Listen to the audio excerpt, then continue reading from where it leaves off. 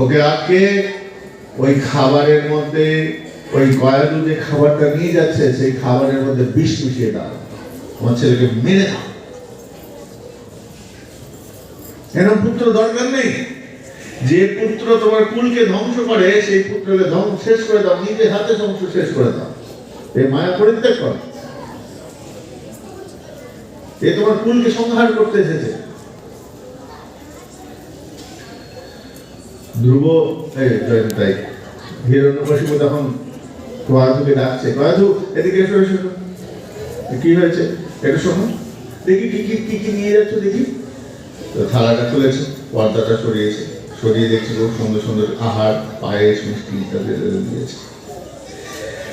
এত কিছু দিয়েছে, একটা বিষ নিয়ে ঢেলে দিয়েছে। মহারাজ করছেন কি, মহারাজ করছেন কি? চুপ, একদম চুপ। যেটা দিচ্ছি সেটা প্রহ্লাদকে নিয়ে গিয়ে খাওয়া হয়। কাঁদছেন, আপনি এমন করবেন না, আমাদের একমাত্র সন্তান, খুব আদরের সন্তান, ওকে বিষ খাওয়ালে মারা যাবে যে, যা করে আমি এটাই চাই।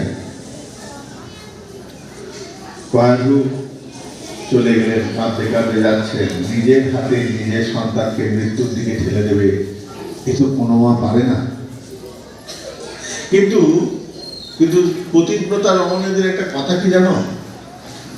পতিব্রতা রমণীদের কথা হচ্ছে সন্তানের থেকেও স্বামীর আজ্ঞা আগে পালন। তো কয়াধু অসুরপত্নী হলেও তিনি কিন্তু পতিব্রতা রমণী। স্বামীর কথা এক কথায় মেনে নেয়, যা বলবেন চোখ কান বুঝে, একদম ভুল হোক খারাপ হোক বিচার করবে না, বলেছেন একদম ঠিক।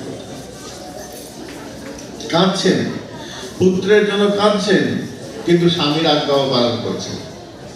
কারাগারের দিকে নিয়ে গেলেন। এদিকে হিরণ্যকশিপু তার সিংহাসনে বসে বসে ভাবছেন, আমি তো কয়াধুকে পাঠিয়ে দিলাম, কয়াধু তো গিয়ে ওই মিষ্টিটা প্রহ্লাদকে দেবে। এই দাম্ভিক হিরণ্যকশিপুর হৃদয়ে পিতৃ উদয় হলো, পিতৃ ভাব উদয় হলো। মনে মনে ভাবছেন, ও ভগবান, তুমি তো দীনবন্ধু, তুমি তো ভক্তের ভগবান, তুমি তো তোমার ভক্তকে রক্ষা করো। যতবার তুমি আসো ততবার তুমি তোমার ভক্তকে রক্ষা করো। দেখি আজ তুমি কিভাবে তোমার ভক্তকে রক্ষা করো। আমিও দেখতে চাই তুমি যে তোমার ভক্তকে রক্ষা করো, একটা প্রমাণ দাও তুমি। আমিও চাই তুমি প্রহ্লাদকে রক্ষা করো। এদিকে কয়াধু, মা কয়াধু কারাগারে প্রবেশ করেছেন। কারাগারে প্রবেশ করে সন্তানকে ডাকছেন, প্রহ্লাদ, বাবা প্রহ্লাদ কোথায় আছিস? একটু আয়, দেখি তোকে।